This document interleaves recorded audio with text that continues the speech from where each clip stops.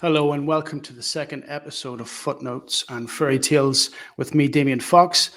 This is a creative platform to showcase the people of Newry and their story, essentially. I'm looking to bring people on board that are ambitious, creative, innovative, and doing groundbreaking things in their field. That being said, today's guest is a stand-up comic. He is a vlogger and podcaster. He most recently was a finalist in one of Ireland's, if not Ireland's longest running comedy competition. He has performed at prestigious clubs such as Lavery's and the Empire in Belfast. He is an up-and-coming prospect. He is talented, creative, and someone to watch out for. He is also bringing that show home to Newry soon. That's something that we all should be excited for. So without further ado, I'd like to bring in my most recent guest, Sean McAleavey. Hi, Sean. How are you? Hello. How's things, Damien? Thank you. That was a lovely introduction. I hope so. I hope I in no way embarrassed or oversold you as a guest. No, you can never oversell someone. Like, I think, to get straight into it, like, people from Newry, we don't really big ourselves up enough or give ourselves enough hype of what we do. But yeah, no, it was really nice. Really appreciate it. Thanks. Well, I suppose part of the motivation for doing this is because I don't think, as people from Newry, that we celebrate our successes. I think we're modest, and I think it's only fair that we sing our praises and celebrate talent. So that's essentially my motivation for doing this. So I appreciate you coming on board. No problem. I'm happy to be guest number 2 as well. That's quite the honor, quite the prestige. Yeah. So far it's been, I suppose, a bit of a trend. Comedy has been central to episode 1 and episode 2. My first guest was a filmmaker and comedic writer, Gino Lynch, and now yourself, a up-and-coming stand-up comedian. So I suppose to begin with, I would like to understand how you get into it. I mean, from what I've read, you're relatively new to stand-up comedy. So if you want to talk me through where it all started for you. Yeah, so I was a student living in the Holy Lands up in Belfast, living in a big, cold, freezing house with no central heating. I've been there. And I seen there was a open mic comedy club happening around the corner in the pavilion in the Ormo Road. And it's just one of those things where, like, it was always in school. I went to the Abbey Grammar, went to school, always like to have a laugh. And I was like, you know what? I sort of got this itch for, like, trying things outside of the box and doing things. At the time I was doing, like, I was really random. I started doing, like, sort of like blog posts for, like, motivating people, because I always thought I had, like, a good perspective on my life. I was quite chilled. I was quite happy, quite content with things. I was like, you know what? I'd love to push myself, get up in front of a load of people in a room, because throughout university, you have to do these, like, presentations and stuff. And every single person sits there, and, like, I'm sure people listen to this, like, some people's biggest fear is standing in front of a room and talking to people. But I loved it. Absolutely. Don't know if it was the attention or what. I just enjoyed talking to people, having people listen to me. So I was like, you know what? I'm going to give this a go. And yeah, I wrote it down. There's a wee small book. I still have it to this day. I wrote, by the end of the year, get up and try comedy. Doesn't have to be a career. It doesn't have to be something I'm aiming for, but try it, see what happens. And yeah, I took the plunge. I think it was just before COVID. I messaged again. He goes, yeah, I'll get you on the open mic. So it was about just before COVID at January time, and I had my first gig, and I told nobody. Absolutely nobody went. We discreet secrets, but didn't want anyone else to come with me. And 2 of my housemates caught wind. They're like, where are you going? Because it was strange, like, going out on your own. Like, they're like, something shady's happening here. Yeah. So I was like, I'm going to this comedy club. Here's the deal. We all go. And, like, if it goes bad, we'll never talk about it ever again. If it goes great, just give me honest feedback. So we all went, and I just had that itch to sort of get up and try it. And I had a wee bit of a script written down, some things I wanted to talk about. And thankfully it went well. So I suppose that's baptism by fire. You literally, I would imagine, and had imagined before I talked to you, that it was perhaps a progression where you've perhaps tried it out, talked to friends, perhaps worked to a point where you thought, okay, I'm going to take the plunge here, but you've literally decided to go to an open mic night and just go. Yeah, it was on my mind, and like I was listening to a lot of comedy podcasts, a lot of the American guys, and that scene was blowing up at the time, and I was like, wonder what Northern Ireland has to offer. Like, can we do that sort of stuff here? Because people don't really know. Like, there's a whole like comedy scene here that no one really knows about, and if you do know about it, it's great, it's big, it's brilliant. There's a lot of people still don't know about it, so we had to do a bit of research and a bit of digging. And just that thing of like, like, right, come on. It's kind of like jumping off the edge of, a cliff or doing something, taking that plunge sort of. I was like, I just need to do it. I need to rip the Band-Aid off and give it a go. And definitely the hardest thing since doing it, looking back and all the gigs I've done, I've been doing it now probably about 18 months now. The hardest thing was getting up for that first time. The rest of it's all been, nothing's been as bad as that first initial plunge of, as you said, rip the Band-Aid off and sort of get on there. And talk me through that first performance. I mean, not only give me an insight to the kind of material that you were looking to put out there. Was it new and novel material? Was it, I guess, specific to Northern Ireland? Had you a sense of perhaps how it was going to go over?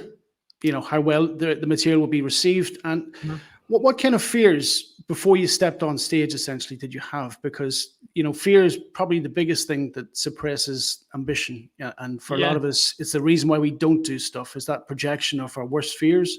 But you've done it regardless. So talk me through that first performance. Yeah, so I know the promoter won't mind me saying this, but this club in particular, it's kind of like the comedy equivalent of like a wet, windy night in Stoke for any football fans. It's like, it's kind of like a tough atmosphere at the time, just before COVID. I went in, and the way I got familiar with the club was I went once or twice as like a comedy fan, just to sit and watch, get comfortable in the environment. And I was like, yeah, I can do this. So I sort of like geared myself up, had to go get in that environment. And I went, I brought two of my friends, as I said, and there was a total of 6 people in the audience. Okay.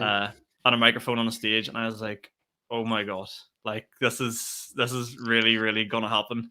And yeah, I was told it was good. The promoter said to me, he's like, you're allowed, I think, 5 to 7 minutes, which I don't know if that sounds like a long time in my head. I was like, 5 minutes of just talking, that's forever, like Jesus. And so I got up, I had like some bullet points written down of things I wanted to talk about, stuff that I thought would be relatable. The most important thing for me was just get a laugh. Just, you have 5 minutes, one laugh is all you need here, and that'll satisfy the itch. So I got up, and I remember I wrote, I think my first ever joke was something about comparing Alexa to being the perfect girlfriend, the Amazon Alexa thing. Yeah.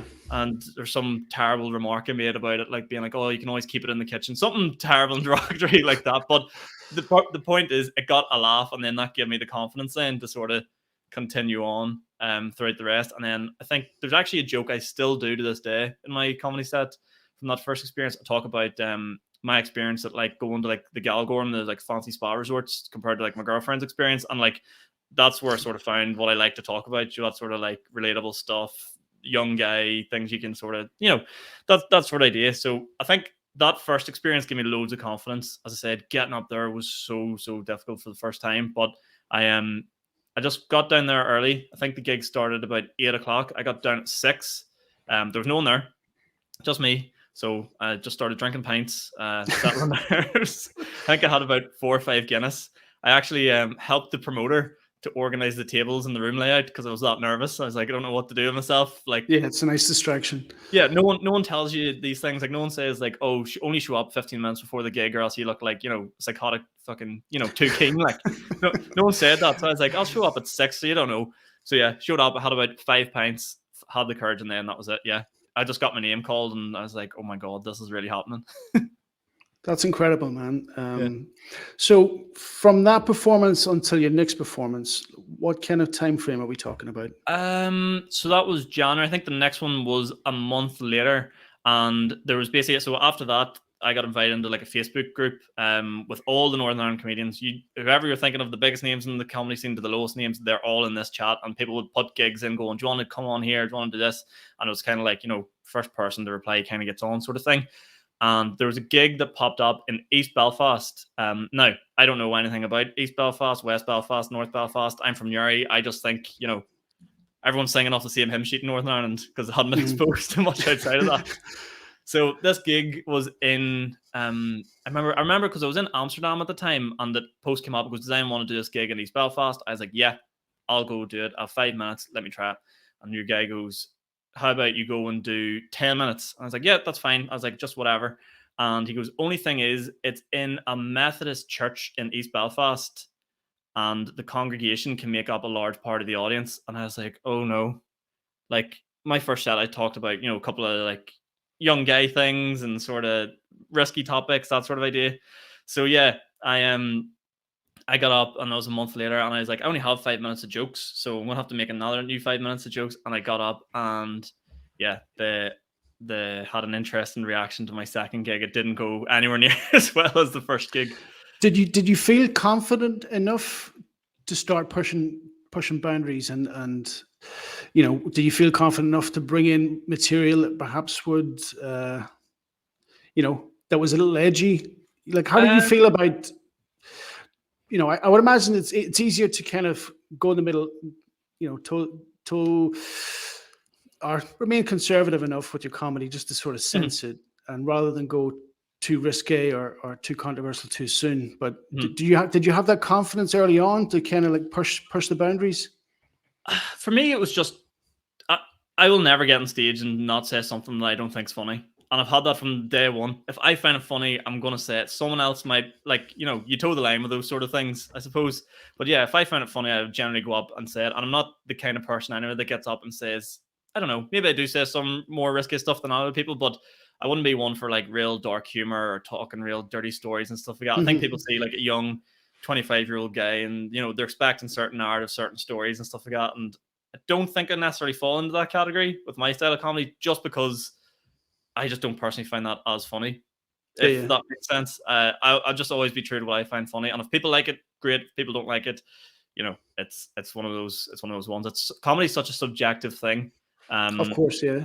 And look, I would never turn around and go, "You guys are wrong. I'm right. This is hilarious." Because that judges the audience. Like there's nothing quite like live comedy. Like you can't practice it in front of a mirror. You can't say it into an empty room. The only way you gauge if this is funny or not is say it to a room of people, and you find out whether you like it or not, whether it's funny or it's not. So let's talk about when you step off stage and come away, and in hindsight, look back on your performance. How critical are you of yourself, or do you try to suppress that and remain positive? I don't know. I think I'm one of these people. I'm really like quite proud of myself that I do stand-up comedy. Like really, And you should be. You should be. yeah, and it's like I really don't like one thing that really gets my goat is when people just say fair play for trying, which I love the compliment, but at the end of the day, you want to be more than fair play. You want Of to be course. that was great, that was brilliant, blah blah blah. But for me, at the start, I was really hypercritical and was like, every word has to be scripted out, perfect. Need to get every joke perfected. And then after about 5 or 6 gigs, I was like, this isn't as fun as I thought it was going to be. So then I just changed my moment, changed my perspective on it, and goes, look, what I found is the more fun I have on the stage, the better it is as a whole. The whole performance is better. So I get up there now, I talk about what I like, I talk about what I find funny, and if I enjoy myself, the audience enjoys it. I think people can get really bogged down in the perfect performance, the perfect act, the perfect joke. Just get up there, have fun, and it typically tends to go a lot better. Yeah, I would imagine, audiences are perceptive enough to feed off whatever energy's in the room. So, so you said in the beginning, you were quite methodical in terms of scripting it, delivering it, and that might have kind of dampened how much you enjoyed it. So, at what point were you able to remove those shackles and, I guess, be a little bit more relaxed and, as you said, try and enjoy it more yourself? It's one of those ones, like, no matter how many times I've met people who've been doing stand-up comedy 10 years, and it's weird if you're not nervous before getting on stage. Like, that's really common. Like, every time I get up there, you get that, like, fight or flight instinct in you, and Yeah. it's how you sort of channel that energy. And for me, it was just, I can't remember the exact moment, but I just remember coming off stage being like, I didn't enjoy that. And comedy's fun, comedy's great. Everyone looks at it and goes, this is like, if you're described, for me anyway, a dream job, it's stand-up comedy. And from only getting to do it, I was like, this isn't what I thought it was going to be. And it was only from then reviewing back going, I enjoyed my first performance, second performance so much because I just wanted to go have fun. I didn't want it to be perfect. I didn't want it to be amazing. I just wanted to do it. And the more I've tapped into that energy, the more I've definitely found, that's what works for me, I think. Mm-hmm. So you're obviously in a place where you hope to pursue this and make people laugh, but who makes you laugh? Oh, that's a good question. Someone recently said to me, he's like, Sean, you think you're the funniest person in the world, so me, I make me laugh. But no, I don't know. It's difficult to say exactly who makes me laugh. I love like watching comedians and stuff like that. But to be honest, I just always think the best crack you have is like when you're out with your actual mates, your closest Mhm. mates, and the Okay, people yeah. that you can be truly yourself and truly confident. Like all these comedians that release specials and stuff like that, they're amazing, they're hilarious. But like Joe yourself, Joe, a few pints and you're out with your mates and no one, you're safe. It's like a safe zone. When you're in that safe bubble, you can say whatever you want. I feel like that's who makes me laugh. Like I've one friend in particular. His name's Andrew. Went to school with him. Nobody on this planet can make me laugh like Andrew laughs. Like, and it's just because we have that close bond. We've known each other for a long time. He knows what sets me off and stuff like that. And yeah, it's close mates and just know you better than anybody. I think makes me laugh the most. Yeah, I mean it's that kind of comedy is truly organic. Like Yeah. you can't account for it. You can't script it. It just kind of Mhm. takes a path in life of its own. Mhm. But I suppose outside Friends, and if we were looked at perhaps some influences or Mhm. comedians, established comedians that you look up to, Mhm. who would they be? Within this scene, like the likes of Shane Todd, Colin Gaddis, Mickey Bartlett, they're like some of like the biggest names in this comedy scene, and what they've built here is just phenomenal. Considering, there was absolutely nothing here when those guys started. Those guys are, and even at that, like as much as I say, the biggest compliment I can give to a comedian is they're hilarious. As much as I looked up to those guys and what they built to me, isn't they're all hilarious, and they've all really, really honed in their craft, and it's so much fun to be able to go and watch those guys. Outside of that, I love a lot of American influences. My comedic influence comes from a lot of those guys. So like the guys that built the podcast scene, your Joe Rogans, some other guys, Bill Burr, that kind of comedy as well. Yeah. Like I love that sense of comedy. I love the Bill Burr sort of like, it's not exactly comedy unleashed where you can say what you want, but it's really well thought out, skilled perspectives on things. Not exactly. There's a big thing in comedy now where people go, oh, I'm going to get cancelled for this, and you say something for the sake of saying it. But those guys that can really like hone the craft and say, make a statement, back it up with logic, and still make it funny. That's to me like the biggest influences. And to me, a lot of the American guys are like nailing that in the head right now. I suppose you kind of touched upon it. Given the climate we live in, this kind of cancel culture, has it ever been a more difficult time to be a comedian? Given that perhaps the parameters have changed, what is deemed to be funny or allowed to be funny is, you know, um, it's, I suppose, and for me, it looks like there's never been a time more difficult to try and be innovative and creative because there are limitations, placed on comedy, essentially in the mainstream. Do you find it essentially difficult?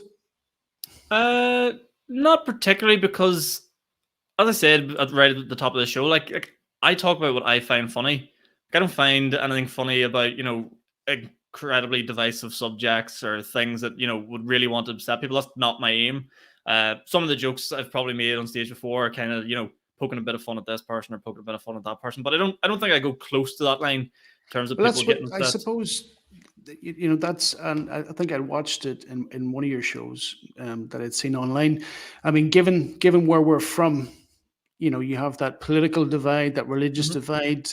How do you navigate that, or does that factor into your comedy at all? Um, for me, I've learned a lot from being on this scene. Like I travel to places and meet people and a lot of like smaller communities and stuff. Like I remember I went to Portrush. Had no idea what the demographics of the makeup was of Portrush. Probably very naive to the time.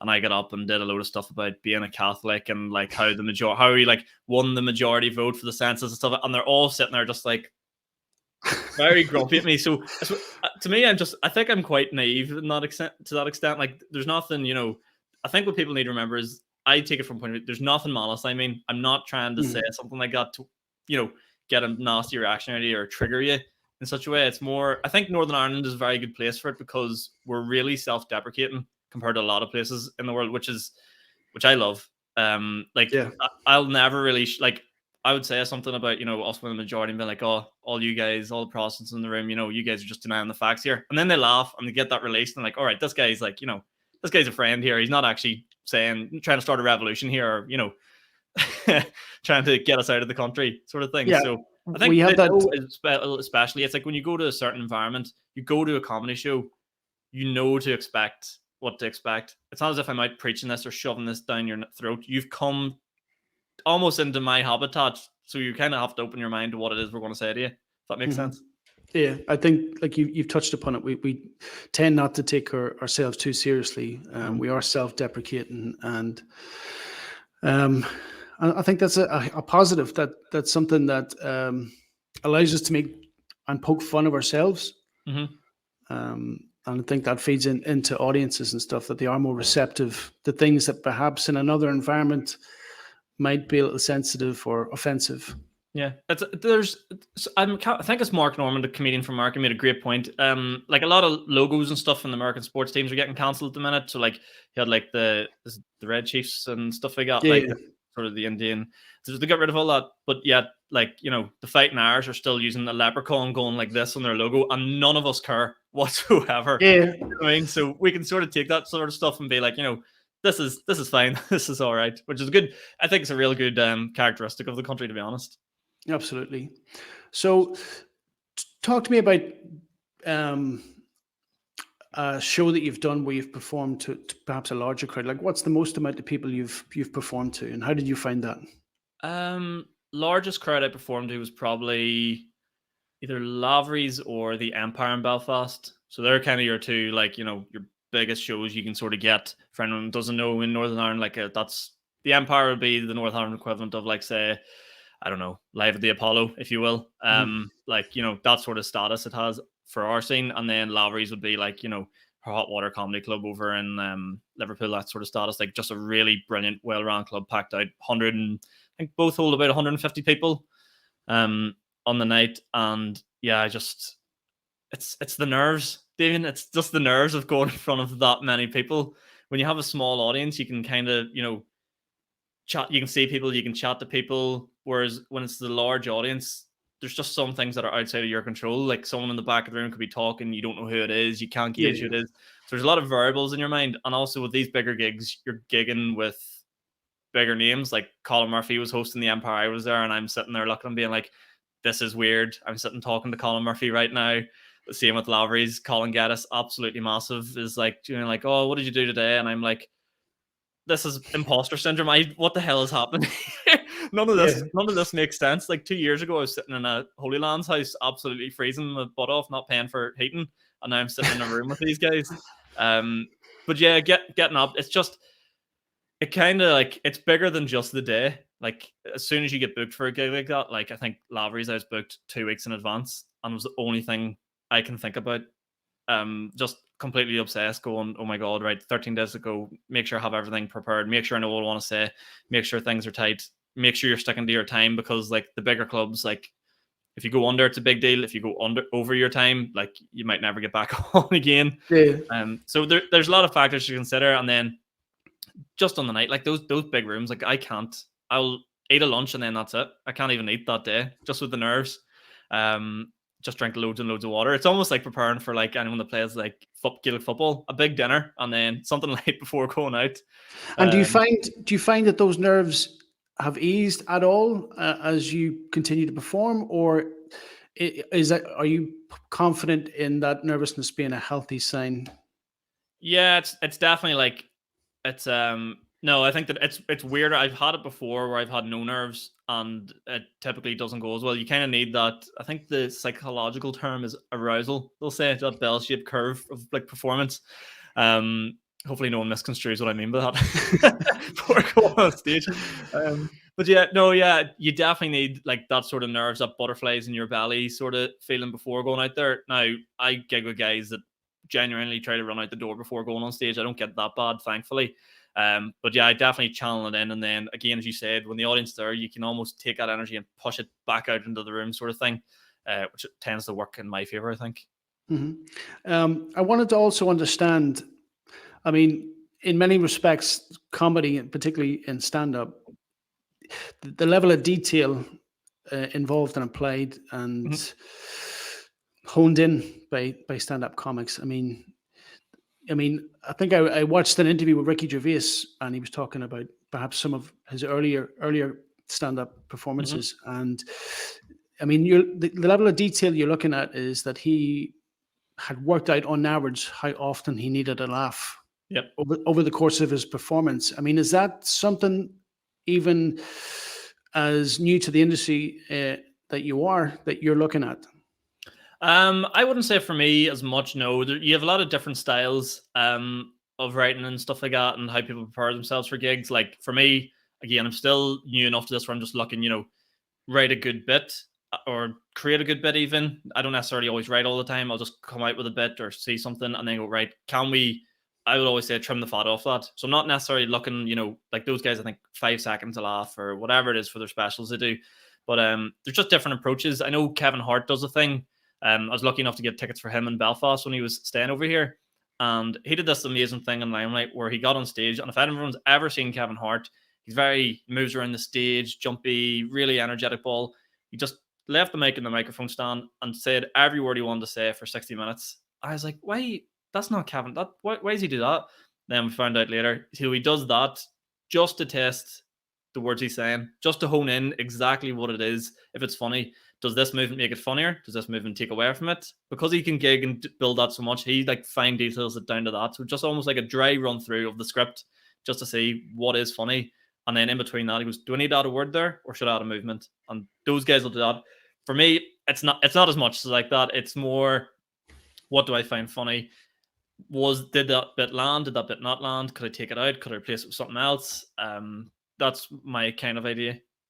Mm-hmm. Yeah, I mean, I was surprised at the level of detail and that these guys were looking at. But I think for you, and I think it's a real positive at this point, you're just enjoying it for what it is. I don't think you need that additional pressure. So yeah. I also wanted to ask, has there been an occasion where your performance perhaps just bombed, for want of a better word, and you've come off absolutely not devastated, perhaps it's a little heavy, but just truly disappointed that it wasn't received the way that you wanted it, or it wasn't delivered? Oh, of course it does. Yeah, I could give you a list the length of my arm of the amount of gigs that don't go the way you want them to go. I remember the very, very first one. I think it was like my 3rd or 4th gig in an open mic in Oma. And I did it, and it was basically a lot of the material that I'd done in my first 2 sets. And I was like, this has gone well. I'll try some new stuff. I'll leave all that on the shelf and try this new stuff. Of the 2 gigs, I've got a bit of momentum here. I went to Oma and suffered what I would say was 5 minutes of utter silence into a microphone. Now, I'm not blaming the crowd. I'm not blaming anybody else. Completely my fault, because when I watch it back, I can never say this out loud again. This was not funny. And again, it fed back into that thing I talked about where I was saying things that I thought people would find funny and not what I found funny, which was probably to answer your earlier question. The moment I realized, what are you doing? This is you're not being authentic at all here, and people can smell bullshit pretty easily, especially the people of Homa. They sniffed it out within about 30 seconds. So yeah, that was horrendous. I remember afterwards, I don't even think I left Oma. I remember coming off stage. Yeah, I remember coming off stage, and this is how I knew it went bad. We had a green room at the back, and all the comedians were in the room watching me. And as I came off, they all followed me into the green room, and every one of them hugged me. That's how bad it went. I was just sitting there and they're just like, oh, make sure you keep going, man. Like, they're all really nice and really encouraging. A lot of them hadn't seen me before, and they're just like, this poor lad looks like he's going to screech his eyes out, like 24 years of age. And how long do those feelings stay with you before you kind of turn that corner? Oh God, the worst thing is at that stage, like, you just want to do the next gig. You want to redeem yourself. You know what I mean? It's like playing a bad football match. You just want to get out there and prove to people like that's not what I am. And at the open mic level here, there's not as many gigs, especially when you're starting out. and especially when other people are at that gig saw what happened, and they're like, well, we're not going to pick this guy because that was horrendous. So you're stuck between like a rock and a hard place in that moment. And then I think it took me about 2 weeks before my next gig, and even my girlfriend will tell you, she's like, you were not the same person for about 2 weeks. It was absolutely like soul destroying. And how much in that 2 weeks? I mean, did you essentially, put all that material that you'd used in Oma into the bin and started afresh, or was that just tweaked and? So as painful as it was, I filmed everything that I did. So when I started comedy, I was doing like a vlog series of what it's like to start stand-up comedy and ran it through. So that meant videoing pretty much every gig, which I pretty much still do now, even though the series has kind of stopped, because it's so good to watch yourself back. Even if it was, as I said, 5 minutes of nobody laughing at you, it was good just to see, because as I watched the performance back, I could see myself, tightening up, body language went in, shoulders dropped, everything about it just became horrendous. And as much as I think I had to watch it. It was almost like watching like a really long movie. I had to watch it in 3 goes just to just to get my way through it. I was like, this is so. And then I remember my girlfriend. She was like, can I watch it? And I was like, absolutely not. No, this is for nobody else bar me. So I think a lot of that material I took and I scrapped. I think there was 1 or 2 bits. I was like, you know what? That got like an outward LO, like it's just a. Or like something happened. I was like, maybe there is something to that, and I tweaked it and reworked it again, and I think it did. Yeah, it ended up getting a bit more, but I'll only ever try it maybe twice, 3 times, and if it's not getting what I needed to get, it's in the bin. Like, I also wanted to ask. I'd seen in one of your videos that you'd done an open mic night in Dublin. How do you feel the materials received to a Dublin audience versus a Belfast audience? I mean, is the sense of humor much the same in both places, or do you find you have to, perform a little different? Yeah, no, it's a good question. Yeah, it's a different world down there. It is so different. Like, there's no locals anywhere because all the gigs are in around Temple Bar and Main City Centre, and every good local knows not to go into their own city centre unless it's obviously the mighty Newry. That's a different story. Like, but like it's just Dublin is so tourist heavy. Your audience are made up. I remember I had like a couple from Colombia sitting in the front row, and I was like, Protestants and Catholics, and they're like, what are either of those things? yeah, sitting looking at you, being like, what is he talking about? And I was like, oh, the 12th, and they're like, what about it? Like, they didn't care at all. So yeah, it's a different world down there now. Like, you go to the south in general is just very different. Like, I go to Galway, and it's fantastic. If anyone's ever in Galway, just go to a comedy show. The comedy scene over there is brilliant. Dublin is just so tourist heavy. I think the locals would like the crack. I've done gigs in like Louth and stuff like that, which isn't a million miles away, and you get like Irish people that have lived here their whole life there, and they kind of get the same sort of humor, kind of get it a bit. But yeah, you would definitely lay off a lot of the Northern Irelandisms and sort of the up here crack that we would sort of get into. Again, just to go back to a point where you said a lot of the comedians consoled you after that performance.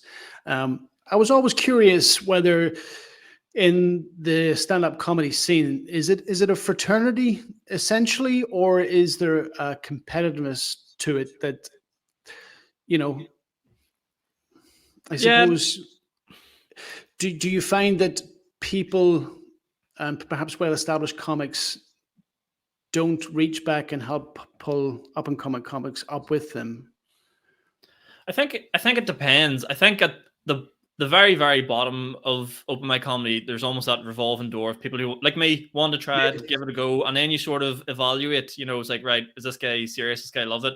Like, as a whole, the comedy scene here is just the most supportive thing I could ever have imagined or wished for, to be completely honest. I do another podcast with a couple of open mic guys that we run, and we reached out to Shane Todd. We're like, would you like to come on? He was like, yeah, no problem at all. I was like, there's no reason for this guy to come all the way up to Belfast to sit and chat with us, but he did.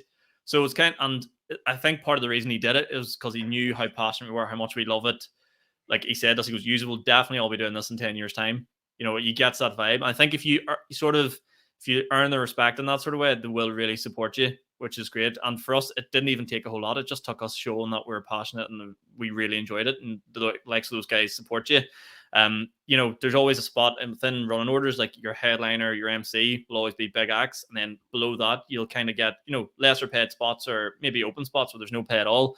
And those guys would reach out being like, look, I've seen you before, you're really good, do you want to do it? So you kind of have that connectivity the whole way through, which is so nice. You don't get that in a lot of scenes, I don't think, where you're that connected with the best in the business to guys that are quite fresh onto the ladder. Yeah. I suppose another question I wanted to ask is, I've seen that you've been traveling, you've gone outside just, I suppose, the comfort zone of, Belfast and different things. You've traveled, I think, to Mullingar, and Yep. you've done shows in Dublin. You've traveled to Louth. How do you find that experience? I mean, is it ever laborious, or is it a bit of a chore? Does it feel like work at all, or you genuinely love what you do and you're willing to go to the end of the earth in order to perform? It's crazy, and the price of fuel has never been higher, but I will travel anywhere for a gig. To be completely honest, I've traveled to Limerick and back in one night. Traveled to Galway and back in one night. Sometimes we book hotels and you're down. Like I think when we traveled, one time we traveled to Limerick and we booked a hotel and we stayed over. So the whole trip probably cost about 150 quid, and the guy goes, "Is €10 payment okay?" We're like, "Yeah, it's grand." And by the way, I did a business studies degree, so none of that makes any sense whatsoever logistically. But I don't know if it's a honeymoon phase or what it is, but it doesn't really take a whole lot out of me to go down to those places. There's times I've drove down on my own. I'll just stick the radio on, listen to podcasts. I don't really listen to music, but I listen to a lot of podcasts and stuff like that, and just make the most of it. Like, I've burnt annual leave on going down to silly gigs. So yeah, I just love it. It's I spent a lot of time doing a lot of things that I probably didn't enjoy as much. I think a lot of people do, actually, if I want to be serious about it. I played Gaelic football for years and years and years and years and years, and there's times you're getting on the team bus being like, I'd rather be doing this or that, and then eventually you just bite the bullet and go, why am I not doing that thing I enjoy more? Why am I doing this? So yeah, I think, and I respect you for that. It's an enviable thing to have, to truly chase something and do something you're passionate about. I think I touched upon it earlier. Very often fear is the biggest deterrent in anybody pursuing anything. I mean, if I'm honest about myself, I came up with the idea of trying this about 2 weeks ago. I guess when I was thinking about it initially, I was like, of course, very optimistic I could do this. I think I could carry myself well. I think I'm curious enough to ask the right questions. And then as it led up to the first one, I think, to perhaps phrase it in a not too distasteful way, I bricked myself. I was like, this is completely out of character. This is not my comfort zone. But then the other part of me, in order to kind of suppress those fears, just said, fuck it. Yeah. Let's just see what happens. It's either win or learn, and it was a little easier for me the first time I've done this because it was someone I knew. I was incredibly nervous today because I guess, having looked into you a little bit, you've been podcasting for a while. Yep. You have a confidence, a presence. I think you're very comfortable with the camera. So that's good. Thanks.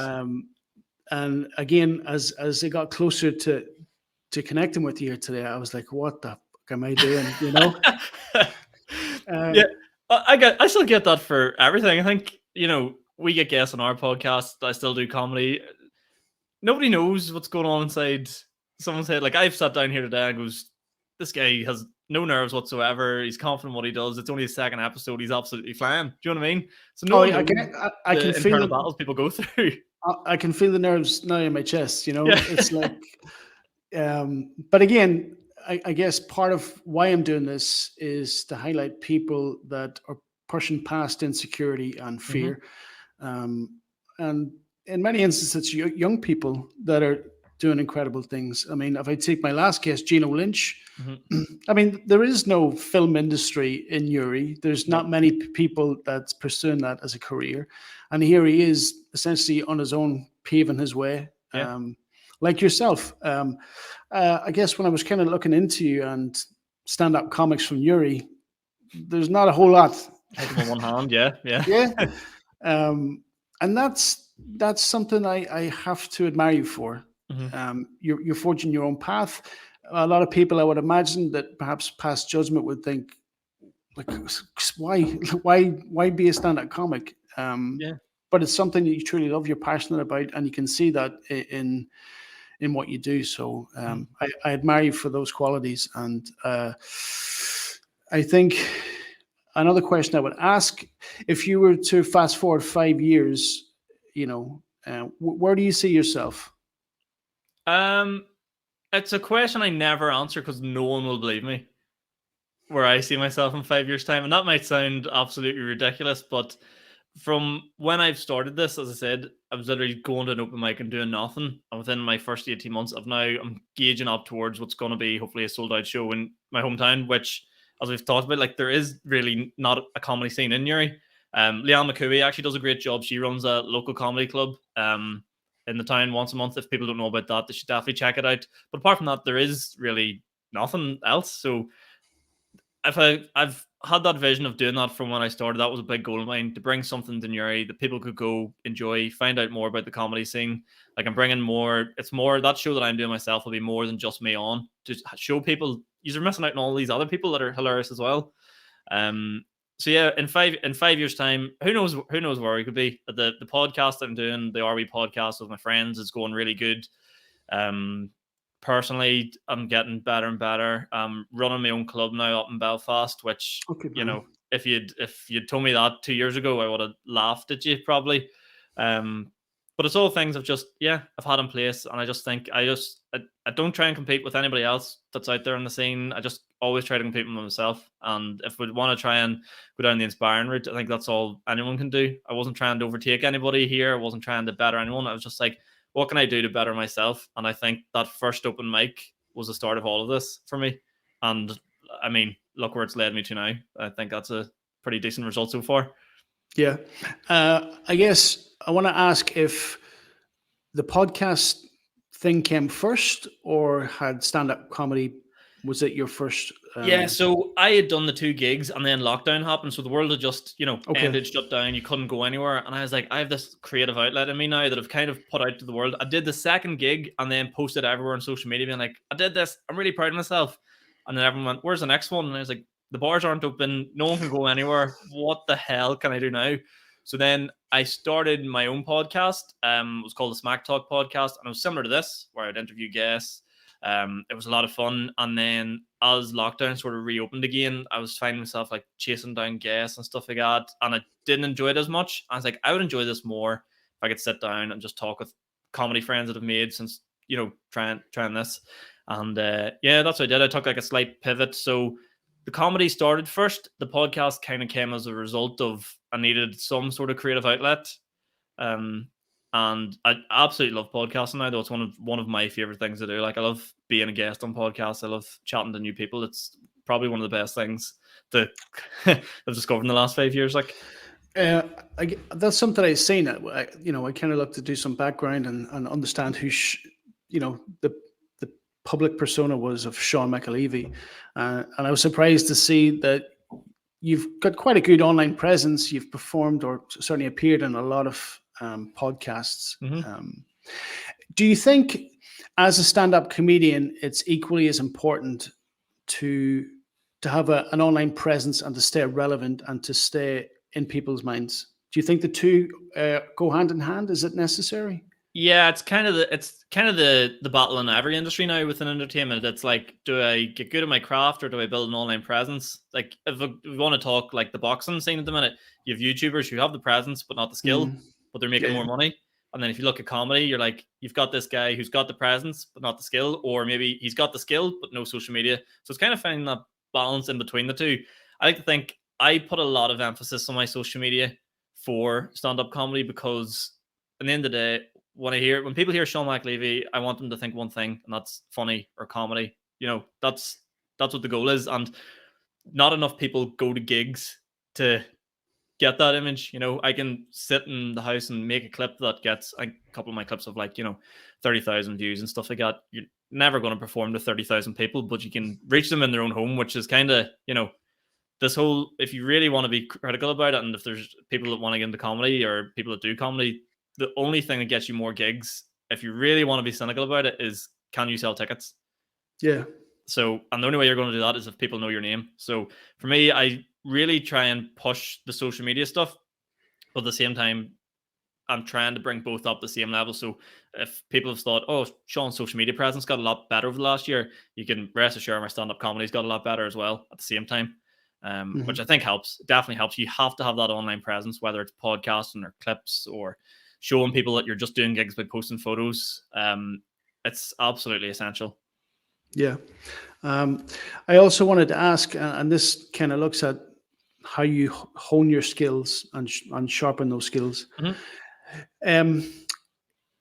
Whilst you're on stage performing, do you have an ability, or have you adapted the ability to change course depending upon how your material is being received? Can you alter course mid performance if you feel that it's not going how you want it? Can you redirect that somehow? Can you make those adjustments? Are you there yet?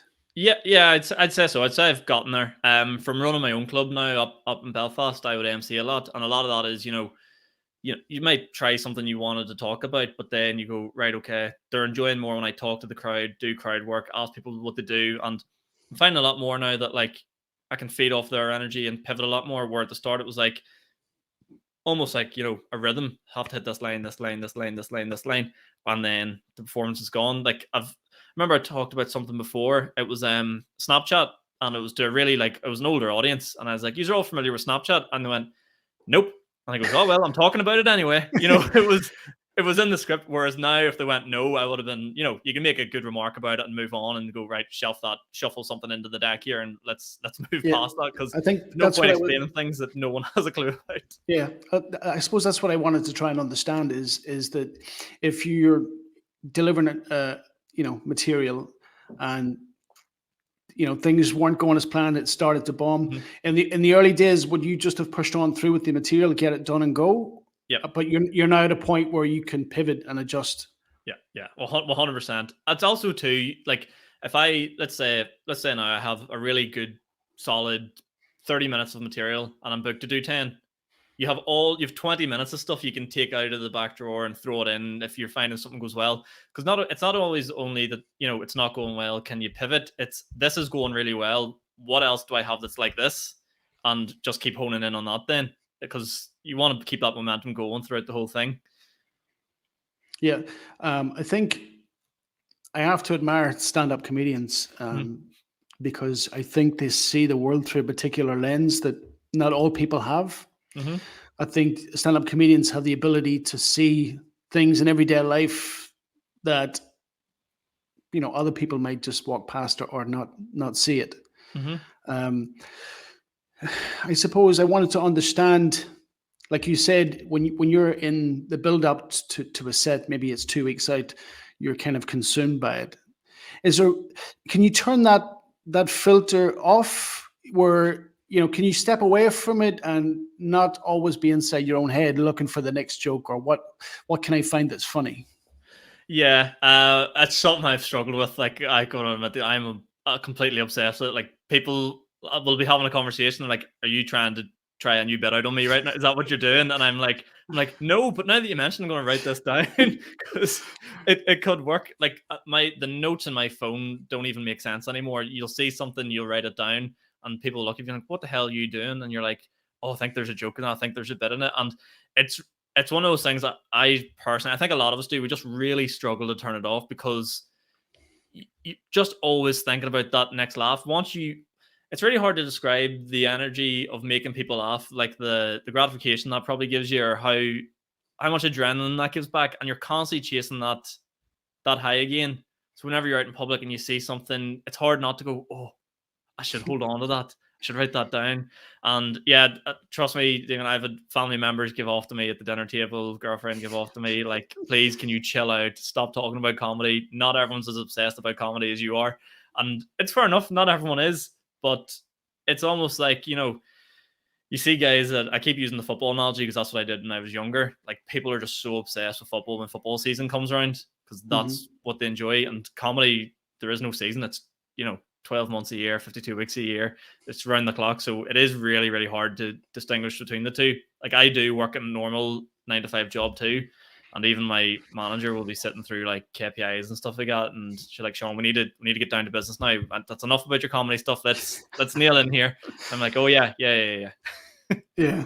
I was curious because I mean, I think it's true for stand-up comedians that they probably can't turn off that ability to look for things or see things. I mean, when I looked at, doing this podcast, I was like, where essentially what do I want to go with it? And I've limited myself in my mind already to 10 episodes because I have those character traits where if I'm going to do this, it's going to probably consume me. I'm going to be thinking about next guest, constantly doing research, and I find myself, I'll sit, whatever the project might be that I'm doing, I'll sit and somebody could be talking to me, but my mind's consumed. Someone's talking, but I'm not listening.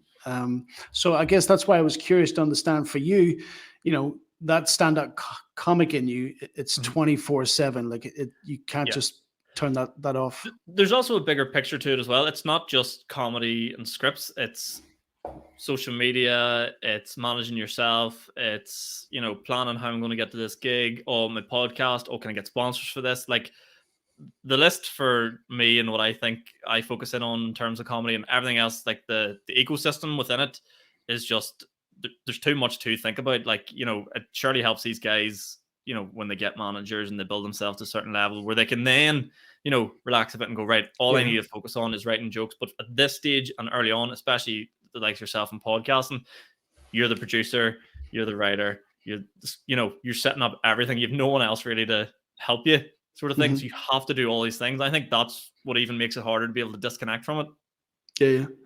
I guess when I went about interviewing Gino for the first interview, I'd written an extensive list of questions, kind of Michael Parkinson, like if I'm gonna do this, I want to be the best at it. But quite quickly, the conversation steered away naturally from, I guess, what I had hoped to go through, but yet there was just a natural flow to the conversation, and it gave me confidence in so much as I've now come on here. I guess if I'm honest, I've probably interviewed you twice already in my own head before I've even spoke to you. And I've not come with anything apart from that internal conversation, and I think it plays better. I'm not distracted by a list of questions or anything like that. So I'm starting to enjoy it. I think it's something that certainly I hope to continue through the 10 episodes, and I look to speak to people from many different areas of Newry and what they're hoping to do, but I guess I just want to look at your comedy and how you're perceived with those close to you. I mean, when you, I suppose, had that conversation or went to your parents and said, listen, this is what I want to do, what's that initial reaction? I think my dad was just more upset that I'd given up Gaelic football at the time to care about anything else. It's like, what do you mean you're not going to play for your local team anymore? It's like, it wasn't exactly the Billy Elliot story, if I want to pursue this instead, but there was kind of a similar timeline to the two.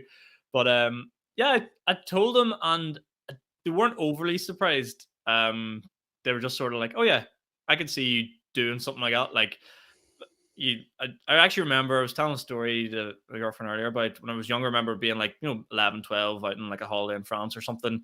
There's a band playing, there's no one up on the dance floor dancing, and the next thing 11-year-old Sean appeared out of nowhere, walks into the middle of the room and starts dancing, and they're like, you always were a bit weird. So yeah, it makes sense. Like, you would kind of do stuff different. So yeah, family's great though, because they just want to see you happy, I suppose, is the best way to put it. And I think they've seen in me, this is something I'm passionate about, something I really enjoy, something that I'm good at. Someone out there might disagree with that, but they really back me on it. And every time I'm down in here, every time I'm performing down there, they'll come and watch and be like super, super supportive. Like, I suppose that was going to be my next question. Have you performed in front of your parents? Yeah. I suppose I mean, I remember growing up, and I would have received every Christmas in my stocking Billy Connolly's latest, which at that time would have been VHS tape, Yeah, I was going to say DVD, but okay. Yeah, no, this is before that. And whilst they encouraged me and supported, I would love Billy Connolly, favorite comic of all time. But then Christmas Day or Boxing Day, I would have sat there watching it. And I remind yourself that they've bought this for me.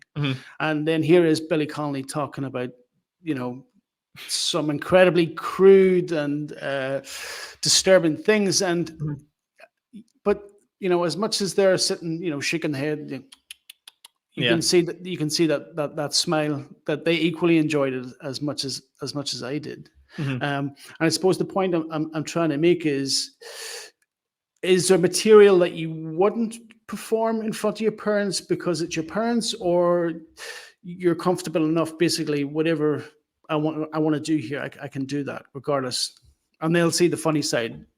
Yeah, no, there's nothing I wouldn't say in front of. I'd say worse things to my parents than what I say on stage, in fairness. So there's never. I know there's a lot of comedians that don't. I can think of a couple of examples where, like, I would never say that in front of my family. And see, to be honest, if I wouldn't say it in front of my family, I wouldn't say it in front of a room of strangers. That's just how my brain works. I would never overlap the two. So yeah, no, even I can't even think. I don't really have anything too crude. It kind of.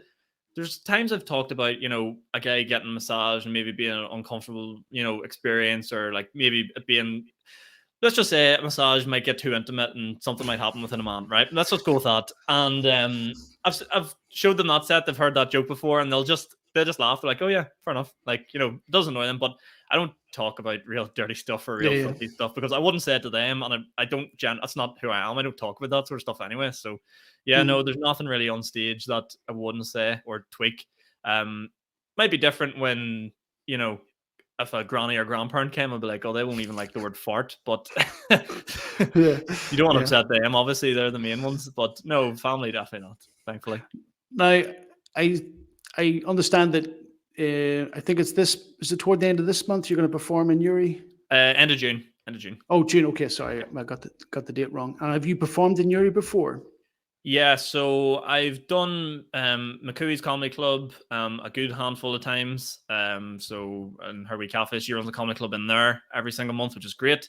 About 10-minute, 15-minute sets. And then last year, I actually brought my first co-headline show with another comedian, Kieran Franco. We sold it out as well. So it's 50 seaters. So we sold that out last year. And then this year, Newry Shamrocks reached out and goes, we've got a massive hall. You used to be a player here. Do you want to come down? Everyone wants to see you. And I was like, yeah, sure. So yeah, I've been down in Newry a good few times. And how do you find that performing in front of people? Is it easier to perform in front of people that essentially you're not familiar with? You can walk away from that set regardless of how it goes and say, you know what, I don't know these people. Or is there a weight of expectation performing in front of perhaps friends, family, people in and around the town that know you? Oh, it's so much worse performing in front of people that know you. Like, you have to look them people in the eyes again. Like, those people that were in Oma that night, I'll never see them again, and they'll definitely never come to see me again. That's fine. Like, that's not happening. But yeah, in Newry, it was so distracting because everywhere I looked, normally I'll like focus in on one person that I don't know, or like, it's fine. Or just if maybe, God forbid, I was in Port Russian and I knew somebody, I'll just avoid them.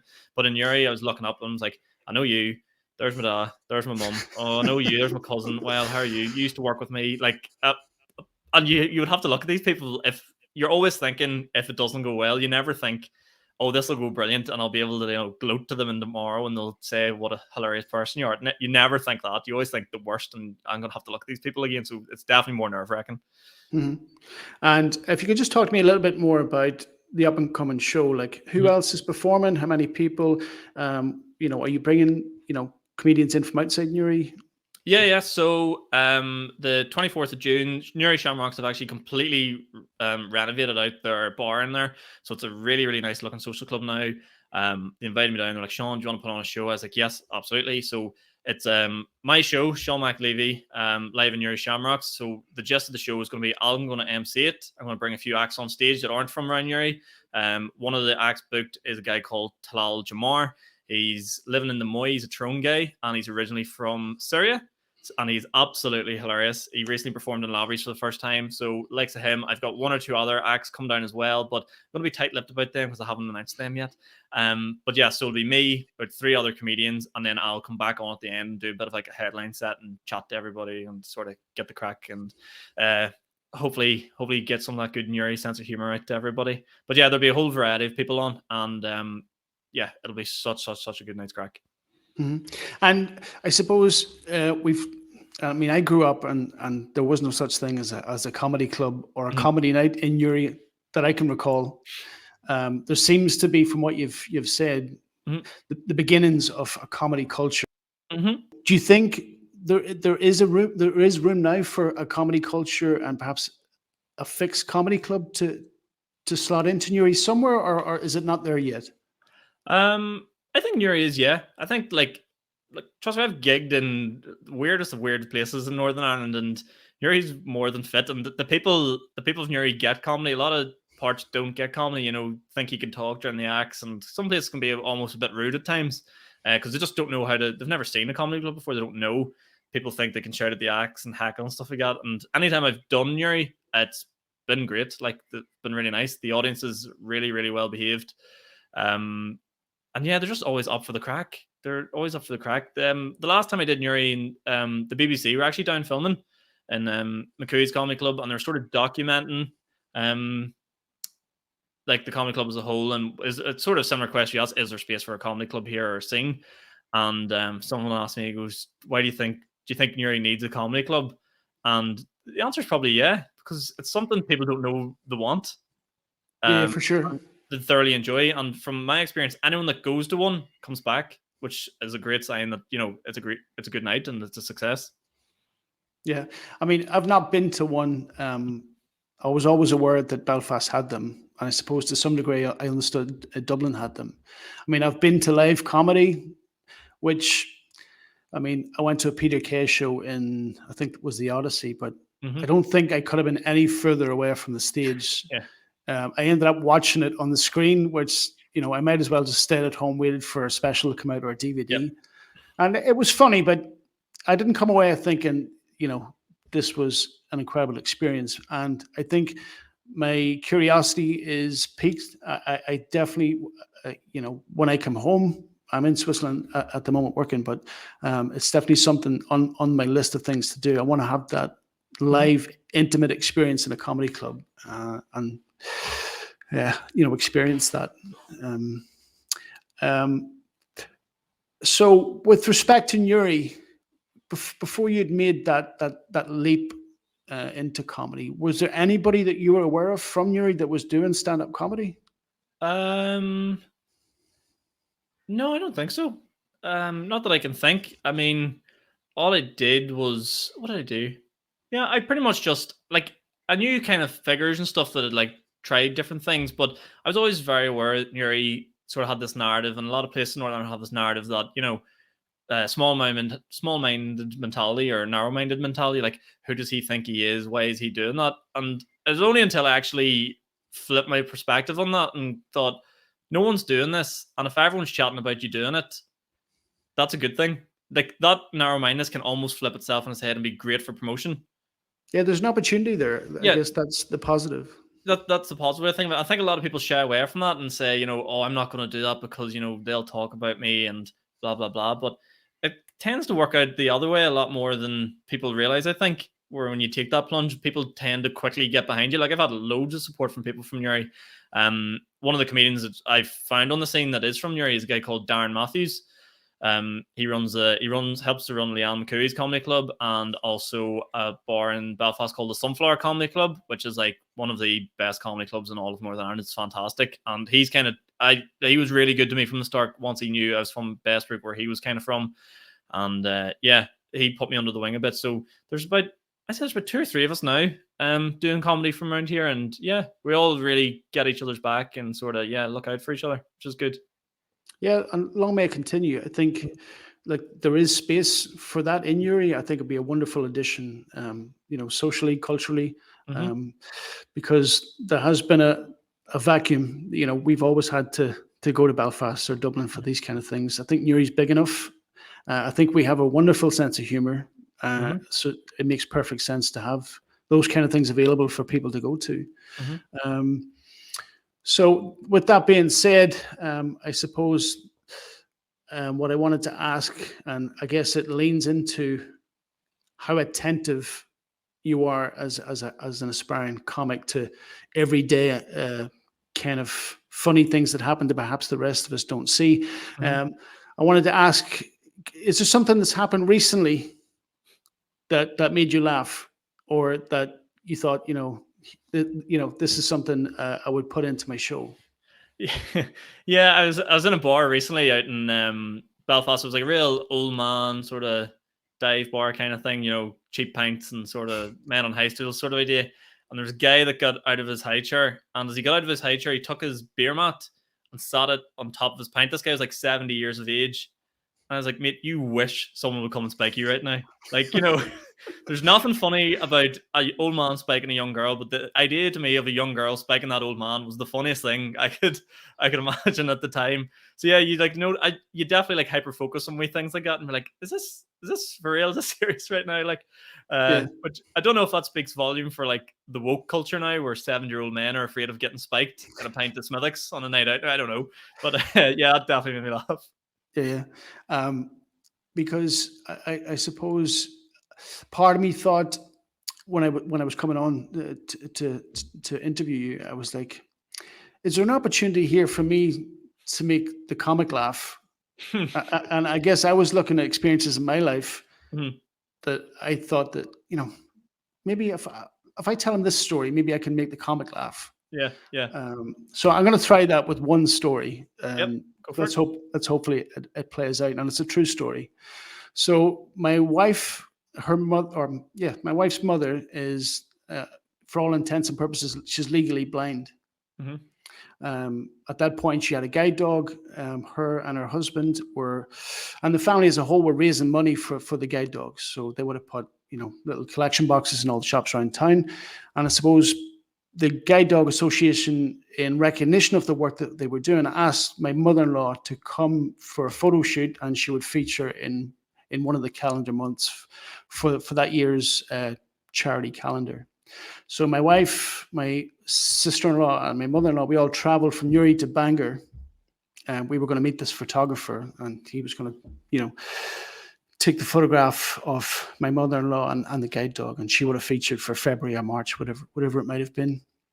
So I pull up in a car park where we're supposed to meet the photographer, and I couldn't get a space, so I guess I double parked.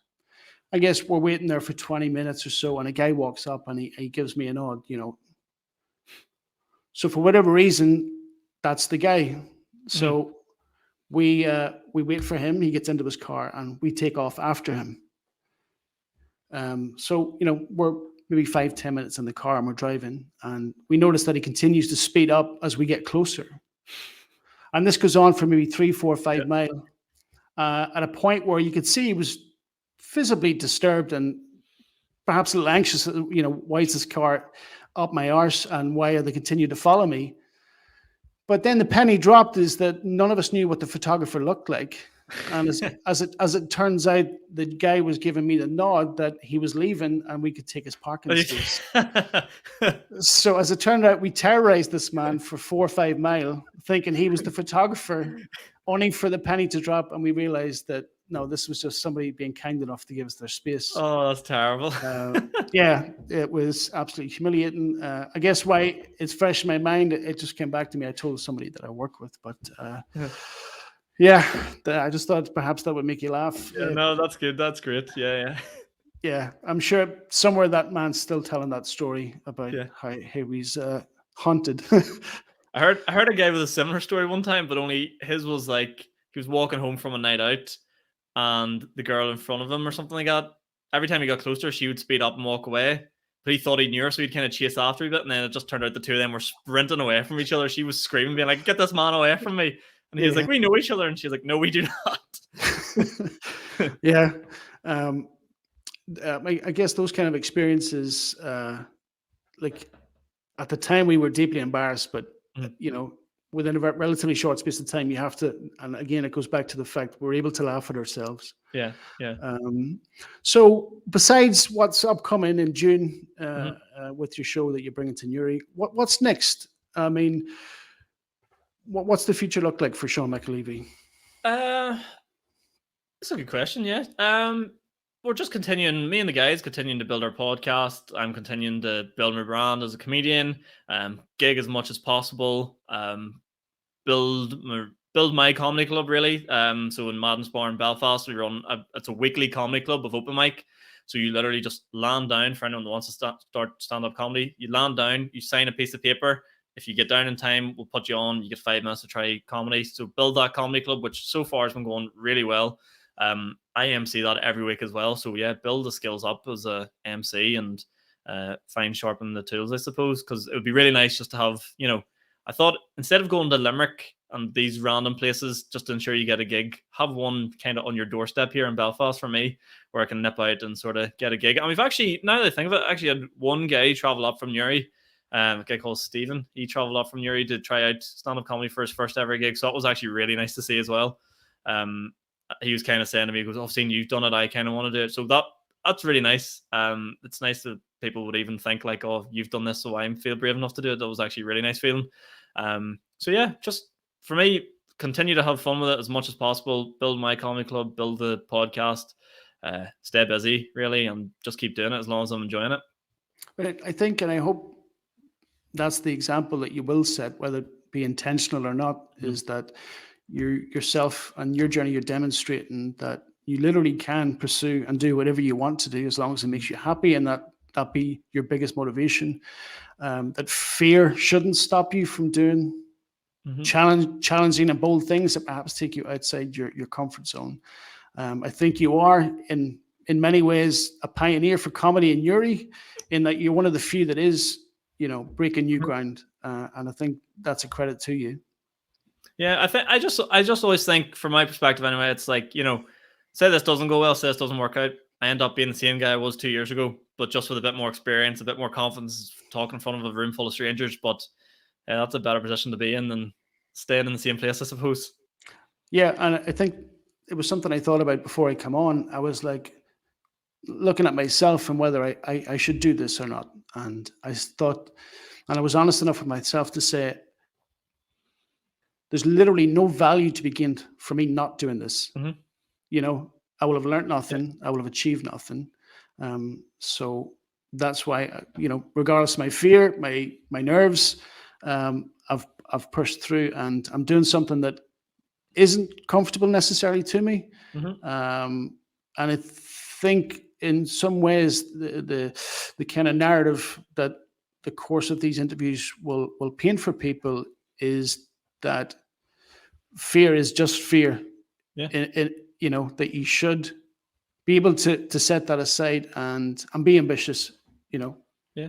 Even for me, it's been nice to sit down and chat with someone that's starting podcasting. Maybe I get a bit complacent thinking, oh, this podcast and stuff, I'm kind of getting a bit better at it. I do my own stuff, but like, it's nice to remember that the first time you do these couple of things, it's nerve-wracking. It's, you feel sick to your stomach. You probably don't want to do it. You go, oh, I'll just not send them. It'll, blow this off. But no, it's nice to be reassured that, everyone starting out feels the exact same way.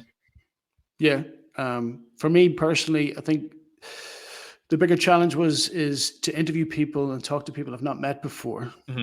It's very easy to speak to someone that you have an established relationship with. But I guess what I've taken from a lot of the stuff that you've done online is that you're very relatable, a very upbeat, positive, cheerful, funny guy. And I thought, this should be easy enough to build a rapport with this lad, because I think your confidence, your outgoing, that would have made this whole experience easier for me, and it genuinely has. So thank you for taking it easy. So if you could leave just with a word of advice for anybody that is looking to do stand-up comedy, where are the outlets for those people? Especially if you're coming from somewhere like Newry that doesn't have an established comedy club, or other areas in Ireland, where should they look to? Well, I've got to shamelessly plug myself here, dude. I'm not gonna lie. If you're interested, head on over to my YouTube channel. I've documented what it was like for me starting stand-up comedy. There's an episode in there somewhere where I gigged for the first time with a lot of big names in Pug Uglies in Belfast, and I literally on video locked myself in a bathroom and borderline have a mental breakdown, about to run out of the place. So like, it's a real good in-depth. If you're thinking of it, this is kind of what it looks like. This is the reality of it. I would almost say shy away from the big gigs, the big guys coming in. Try find a local open mic or something like that. If you're in Newry, look up McAleavey's Cafe. She does a comedy club in there at the end of the last Saturday of every month, I think it is. Just go down. I think tickets are like £15. You can bring your own wine or your own beer or something with you as well. So great value. That's like the price of a cocktail in Belfast these days. So trust me, that is good value. I think she feeds you in all at half time. So yeah, get down to like a local comedy gig. See what it's like, because you quickly realize this guy is just normal guy, lives around the corner. Like this isn't the likes. When you see Peter Kay and you see the big acts, you're like, that's not obtainable. But when you see this on the stage, you're like, oh well, this is a normal guy. This is really achievable, and that sort of entry level is kind of good. So yeah, go to McCooey's. Come to my show if you want to see some comedy as well. 24th of June in Newry Shamrocks. Tickets are like a tenner. And their newly renovated social club. It'll be really nice entry level. Or if you fancy a trip up to Belfast, come up and see me every single Tuesday night in Madden's Bar in Belfast. We have free parking outside the front of it as well. So if you don't know Belfast that well, drive to the bar, go outside. We're there every Tuesday at 7:30, and you can sign up, or just, my advice is come down and just see it for the first time, get a vibe for what it is, and you'll see it's a really nice, welcome and inclusive environment. Take anybody, and yeah, if you're looking to get interested or stuck in, give me a message as well. I'd respond to everybody. The more people doing stand-up comedy, the better. Absolutely. I have one last question, and it doesn't necessarily follow on from what we've just talked about, but one thing I was curious about is when you have material and you deliver, say, that same set, a set number of times, at what point, or is there a point where as a comic you feel that you don't, and does it become tiresome delivering the same material X amount of times? Does it become a chore where you don't necessarily no longer get the joy that you perhaps once did? And when do you understand when to I suppose, make a clean break and it's time for a new material? For me, it's always nice. It doesn't matter how many times you've done it. Making people laugh is always great. Maybe you don't get the same, that feeling of anxiety trying a new bit and it landing is the best feeling in the world. So I suppose if you go from there, every stage afterwards is like slight notch down, because you're like, right, well, this is kind of like, this is in the playbook. We know this one works, sort of thing. I'll keep doing it until, if I have my Newry show coming up, like I've got a load of that stuff I'm not doing at the minute because it's kind of banked and it's, ready for the show. It's going into that. Or if you see me post stuff online, that's usually when I'm like, I'm done with this now. I don't want to do it anymore. Here you go, social media world. You can have it, because you just simply can't post something online. Someone sees it, comes to your show, and then hear it again, because the anatomy of a good joke is saying something that you don't expect to hear. So, you've lost that by posting online. So typically for me, when you see it online, I've probably been doing it for quite a while, and I'm kind of bored of that now, because the challenge as a comedian is, repeating it. A lot of people can hit a good shot, but can you do it consistently or consecutively? That's kind of where I get my kick from. Yeah, I suppose it kind of follows on from what I've said, is that, is it difficult to continue to deliver the same material with the same kind of sincerity and comedic value? Like, probably to an extent, yeah, probably is, yeah, to sort of bring the same energy to it. But at the same time, there's probably some sort of graph you could draw there, say it's like a bell shape, where like it's not that good the first time because you might be nervous and you might be trying to remember it, and then you sort of say it 2 or 3 times, and then you go, I'm sort of losing the interest for this again. It sort of comes back down the other side. But generally, I find, if I really enjoy that bit and I really find it funny, it kind of stays at the same level.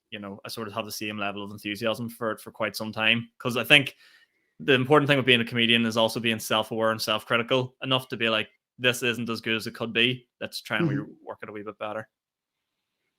Okay, and one last question.